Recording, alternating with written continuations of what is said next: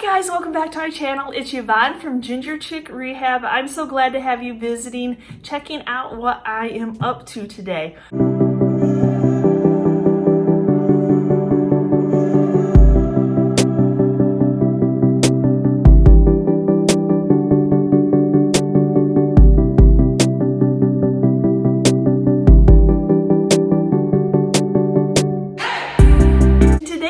I am collabing with Casey with Coffee with My Sunshine.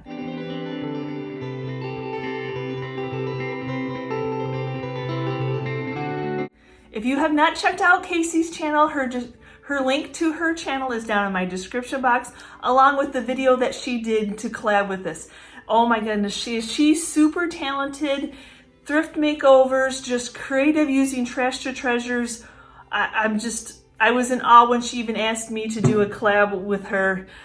She is just super talented, so I hope that I can come up with some good pieces to be able to match what she does. So in today's video, I found some pieces when I was out thrifting that I purposely picked for this video. So we have a $2.99 from Salvation Army. It is just a cookie jar canister with a heart, so it's definitely ready to have some updating. If you're new to our channel, I love to do canister sets. They resell really well.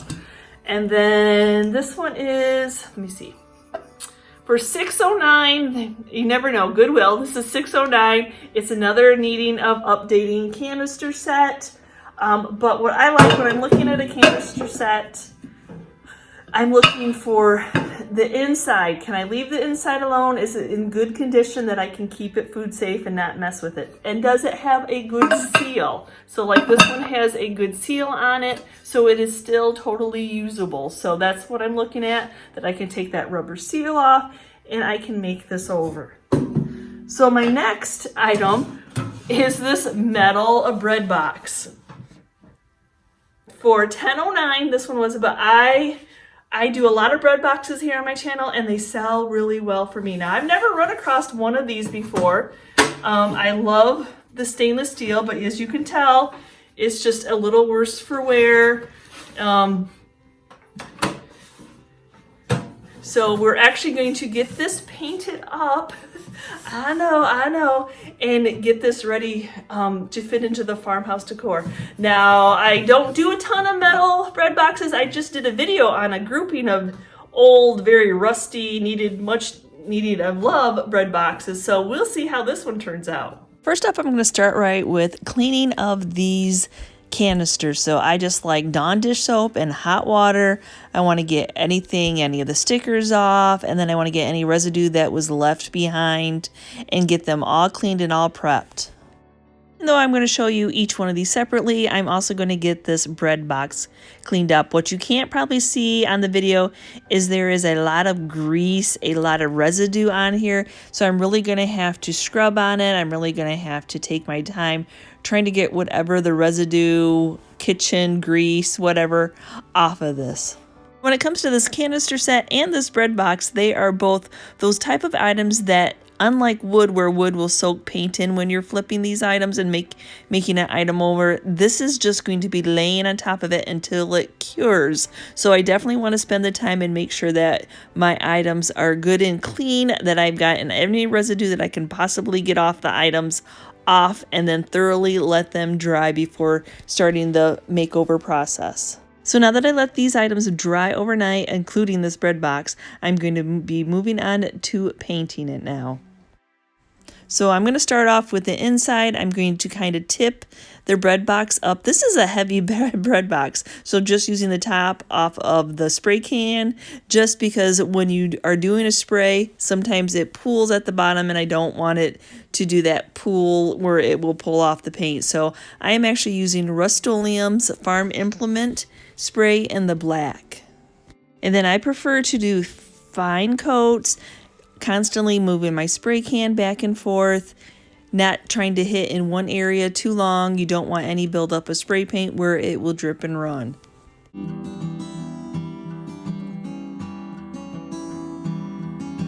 So now that the inside is dry and some of the sides dry, I can move on to finishing up my undercoat of black. And as you see, I just gently keep my spray can moving, never letting it stay in one place too long.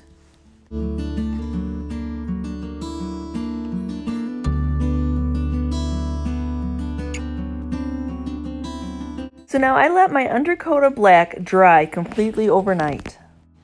And now my next time I'm going to be spraying Kills Paint and Primer. This is a ready-to-use paint that I get off Walmart, and I absolutely love the color of white. And I have it mixed in with my TrueCoat Graco 360 handheld sprayer. There's no air compressor needed for this one. And so I'm standing back far enough that I'm getting a nice smooth spray on this bread box. I will admit, as working on this bread box, it's one of those items that I go out and I spray early in the morning, and then when it gets late at night, I know that that's dry enough that I can go ahead and finish this next side on it, and then I'll let that coat dry overnight. After a total of 2 white coats, letting it dry completely overnight, now I'm going in and I'm using Polycrylic. Now Polycrylic is a top coat, and I'm going to give it a nice coating of this, and this is going to seal all this paint in all together. I completely understand this is not one of those rush and get it done in a day kind of projects, because especially since I want to write a little bit of something on the front of this. So there again, I let that polycrylic dry overnight. I'm going into my Cricut and I'm going to make a general use of a pantry. So I just had my Cricut cut out the word pantry in this nice bright big font, and now for spacing I like to cut my vinyl as close to the wording as I can. That just helps me when I go to center it and I'm trying to level it on the item. I'm squared off and I don't have a lot of over vinyl to work with. So now as you see, I put some masking tape on so I know where my center is, where I know where my level is. I know what my square is that I am placing this transfer on. I've moved my vinyl with transfer tape, and now I'm just centering it. That way, when I know where my placement is, I don't have to try to reposition it and take it off that paint. This is definitely why it was important to let my paint cure a good overnight before putting this on. So I always use the Oracal permanent vinyl. It's a multi-use because I can use it on fabric, I can use it to make stencils like this, or I can use it for signs when I make windows and be able to do stenciling that way. So I like just to have one vinyl on hand so that way I don't have to think about each one that I use. So I definitely want to take my time, let this cure, and then very gingerly, as you see me working off, because this is not a flat surface, that was kind of a bumpy kind of glass going on there. And so I'm just working very slowly to remove my transfer tape.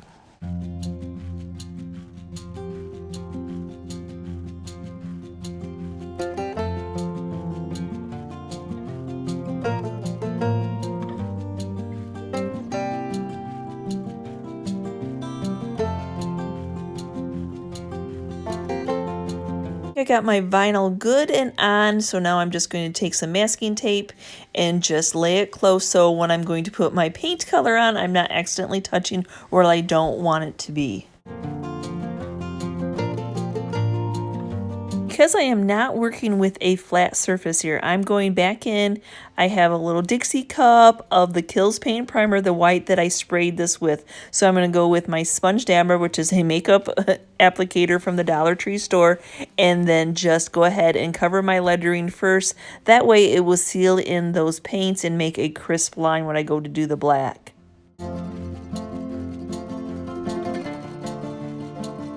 Before moving on, I'm going to take the assistance of the blow dryer to help dry this paint. And then when it comes to doing stencils like this on my paint color, my go-to is always the Apple Barrel Multi-Use in black. And all the items that I use in today's video will be down in my description box.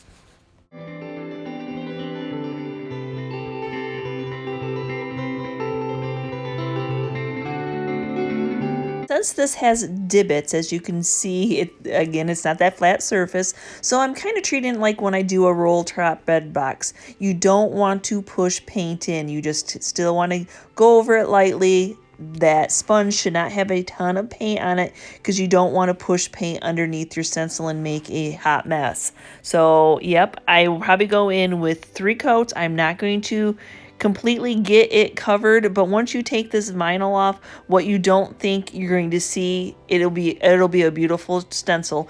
My only suggestion is never try to force paint into an area. Now that I'm happy with what I think is covered, I'm going to go ahead and use the assistance of the blow dryer again. And what that's going to do is that's going to heat up that sticky so that it's not pulling any of that paint. I have let it cure long enough that I feel pretty secure that it's not, but just to be safe, I like to just heat up that vinyl and it just helps release that sticky. See how easily it comes off without taking any of that white paint off.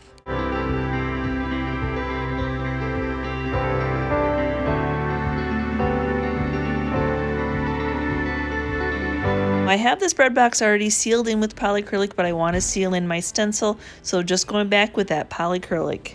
And then I did have a little problem solving to do because the door on this, the open and closed door on this was so heavy that it would rest and it would mar up my paint just a little bit. So on either side where it was resting, and I didn't really have that before, so we came up with the idea of just using clear contact paper and those little edges where the two parts are going to touch. So all I did was just cut a little tab of clear contact paper, which I know is going to stick, and then wrap it around that little edge, because when that metal is on metal and it's too sharp, it was messing up my paint, leaving a little mark. So once I added that contact paper, we were good to go.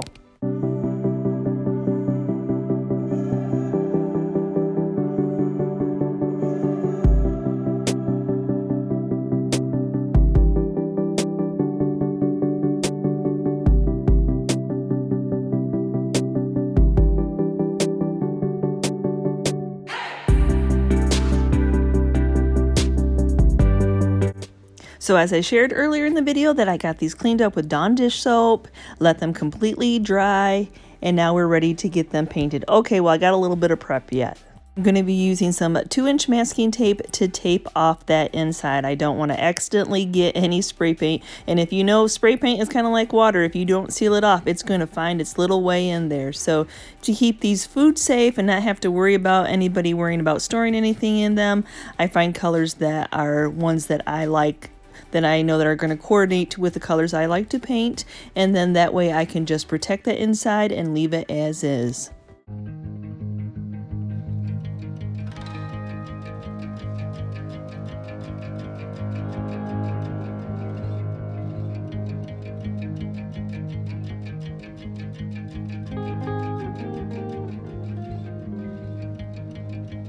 Now I am ready to get these painted, and to do a base coat and to give something for my top layers of paint to grab onto, I like to use a spray paint. I think that is my best choice for an undercoat for this. And if you notice, I did paint off the bottom of this canister set too. That way you have similar colors that are in the inside and that color is on the bottom. It just kind of looks like it coordinates a little bit better, so I take the time to tape that off too. So I'm just using Rust-Oleum in the flat black, the paint and primer in one. If you are visiting our channel for the first time, yes, I have a board that we transport items that I'm spraying or painting in and out of a spray room. We built our workshop to accommodate what we do. So not only do we make YouTube videos, but we sell the items. We have 2 retail booths at a local antique mall. So when we built our workshop for my husband to do woodworking and create projects and furniture flipping, we also created a spray room and then a turntable we had always used. Just helps you be able to get that 360 of paint all at the same time. I want those canisters to dry overnight before moving on. So this is my next day, and I'm going to be doing some molds on this. Now these are redesigned farmhouse molds. Oh my gosh, I will link everything I use again down in my description box. I absolutely love this little banner that says farmhouse. Now I'm just dusting a little bit of cornstarch in my mold just to make it as a release because I'm going to be using some air dry clay to make my molds. Just cut off a chunk of the air dry clay. I warmed it up in my hands, making so it's a little bit more flexible. So now I'm just going to press it into that banner area where it says farmhouse. And as I'm working it, I'm kind of stretching it out, filling up that mold, and then I will take my finger and kind of take any of the excess off.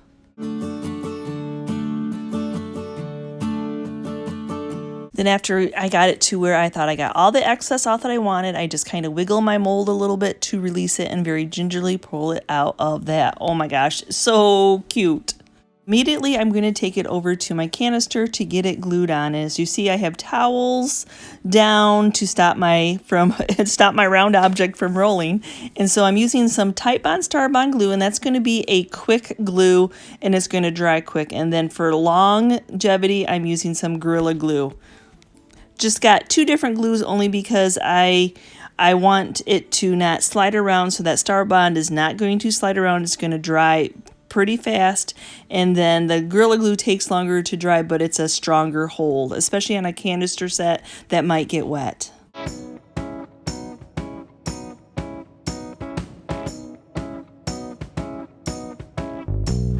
Next up is the cow. So remembering to use my release agent of the cornstarch.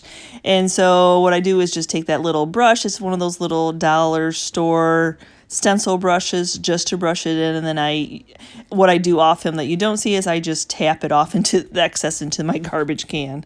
Again, I just kind of guesstimate on what size I need of clay, warm it up in my hand so it's more workable, and then just start finger tipping it into the spaces. Now this mold is not very deep, especially when it comes to these legs. So I just gingerly take my time. It's not one of those fast crafts, y'all. So you have to just take your time, and I just work the excess off. I definitely got too much on, but I was already committed, and I just started taking some of it off.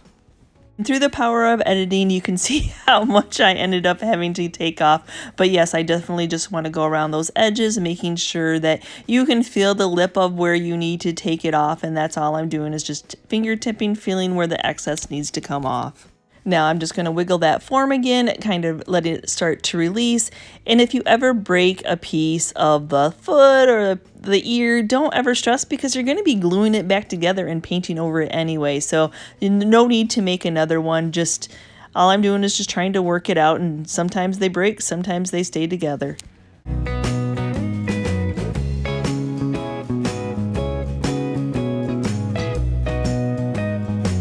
Now I'm going to gingerly pick this up. You can use saran wrap if you want. I don't mind grabbing it. I've done enough of these now. I'm pretty comfortable with it. And I did that same ratio of glue where I did the Starbond CA glue and the Gorilla Glue. I'm pressing it down while it's wet, because while it's wet, it'll form around this round object much better. For the next canister, I already did the farmhouse banner just like I did before, and now I have another mold, and this one has chickens on it, so I am doing a rooster. This definitely has some very delicate details in the feathers of his tail, his little beak, and his little feet.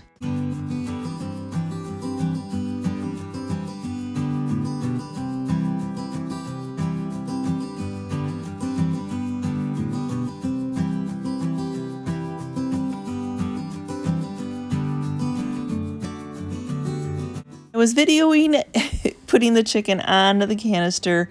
My whole arm was covering up what you could see, but I did the exact same thing. I really wanted to show you that I glued that little foot back on, so I said don't stress about it. You're gluing it back on anyway. So now I let the glue dry overnight, and I'm taking them back into my spray room, and I'm going to coat that clay with some of the Rust-Oleum paint and primer in the black. Now I'm sure you're wondering why didn't I glue them on before I painted it? Only because the canister set was slippery. It's a very glossy object, and I wanted there to be something for the glue to attach onto, which was the paint that I painted underneath it. And then I also needed to get that little lip that was on the top of this. Now I let that dry again overnight, and now I'm going to be making a texture paint. I have Dixie's Belle's buttercream and then baking soda, and you mix a 50-50 ratio of each. And what this is going to do, this is going to do a textured paint. This is going to help fill any of the gaps that got left from the air dry clay that didn't completely flatten out, and then it's going to give this piece a pottery type of look. Well, yes, I do have this on a turntable, and especially when it comes to this canister and painting this, you will definitely want something like this. If you, even making something over for yourself, turntables always seem to be in the thrift store. They don't need to be anything fancy because you're going to get paint on them. I definitely go in first to those gapped areas, making sure that those are filled.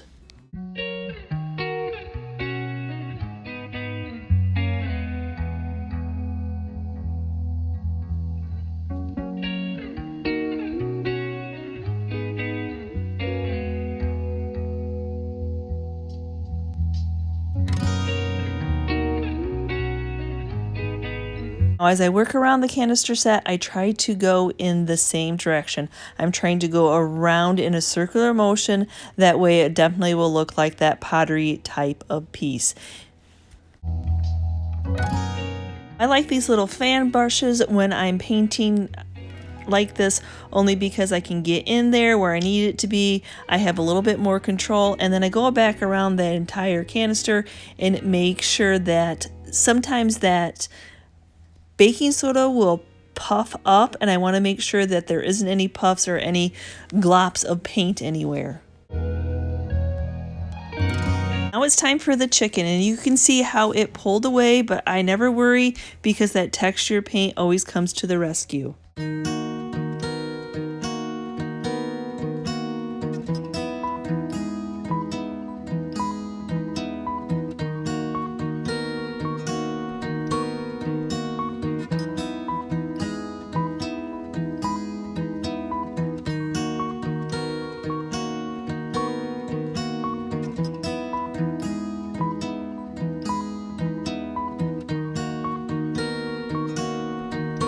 My first coat is dry. I'm going to go in with a second coat, but there's no need to add any more baking soda to it. There's plenty of texture, so all I'm going to do is add a little bit more of the buttercream to it just to be able to use what I have up. And then I always keep my paint in a Ziploc bag that I already have mixed along with my brush, so it's ready to use and not getting dried out.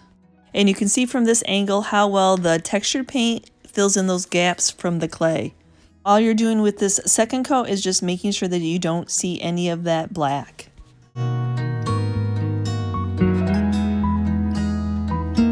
So on my chicken, I got a little bit more that needs some paint, but I don't think it's anything that needs a ton more texture. Just some paint will fill those little gaps in.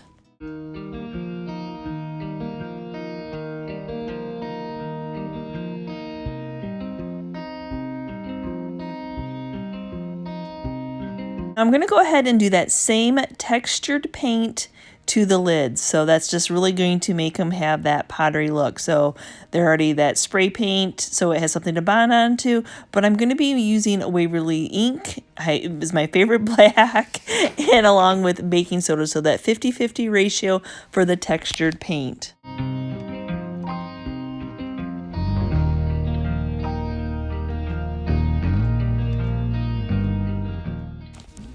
So now the nice thing about doing black on black, because we spray painted black, the texture's black. Black covers really well, but I do need to mix up just some more paint in with what I have left and finish off that bottom. Now the lids are all done other than I need to seal them in. So I'm going in with some polycrylic, and don't be scared on black because you're really going to see it. It's going to be blue, it's going to be white, it's going to look like it bubbles, but as it's soaking into that paint, it will disappear. Now it's time to bring out the details in these molds. So I have some Waverly antiquing wax and some Waverly white wax.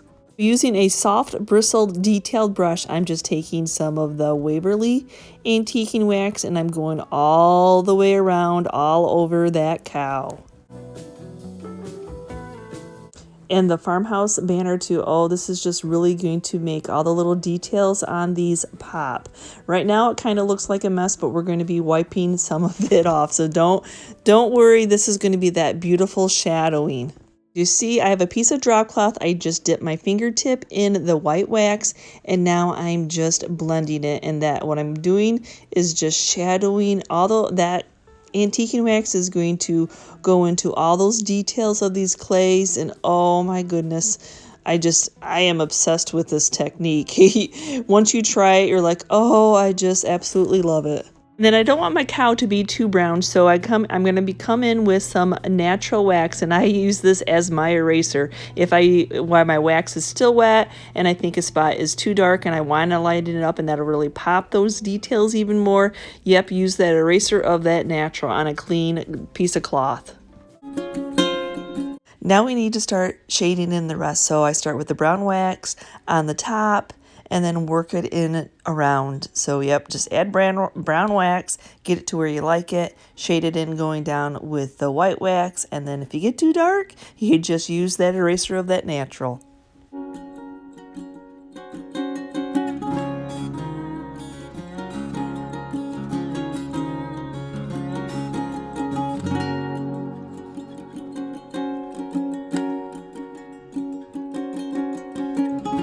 And I just want to share with you, it doesn't matter how you start off shading it in. This is the chicken one. I'm using a paintbrush, just showing you a different technique, how to apply it if you want a little bit more control. So there really isn't any wrong way. As the waxes are wet, you can definitely keep moving them around and just, you do it until your eyes are happy with it.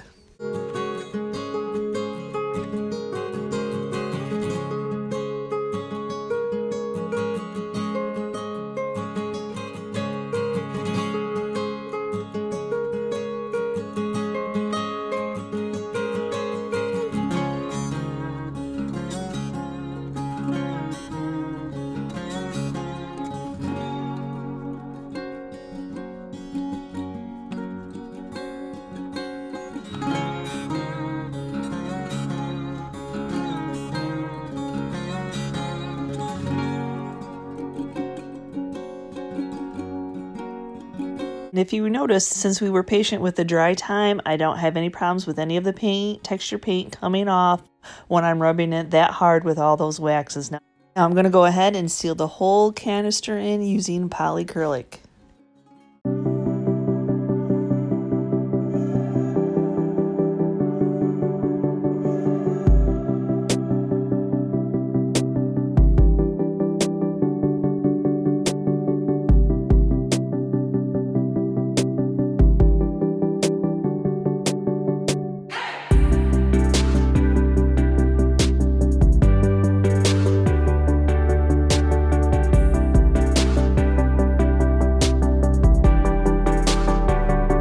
So I hope you enjoyed today's video of me making over a bread box and a couple canisters. Didn't seem like 3 items were that much, but yes, you had to wait for paint to dry and you had to wait for air dry clay to dry. So I hope that I have shown you maybe something, since I'm collabing with Casey, maybe something a little bit different that you hadn't seen, but there's a lot of YouTube out there. So I hope I have inspired you in any way to look at thrift store finds in a new way. And don't forget to hop down in my description box if you have not checked out Casey with Coffee with My Sunshine. Her link to her channel will be down in my description box, along with what thrifted item that she flipped into the farmhouse decor. So again, thank you for watching today's channel, and don't forget, if you're checking out Casey's channel for the first time, give me a shout out so she knows that you are visiting her channel for the first time. So again, thanks for watching today's video, guys, and as always, thank you for being part of our YouTube family. And if you're new and you hopped over for Casey's channel, also give Casey a shout out. So again, and if you like that kind of content, please hit that subscription button along with the notification bell so you know when I've uploaded a new video, and we will see you next time, guys, and you can see what I'm up to.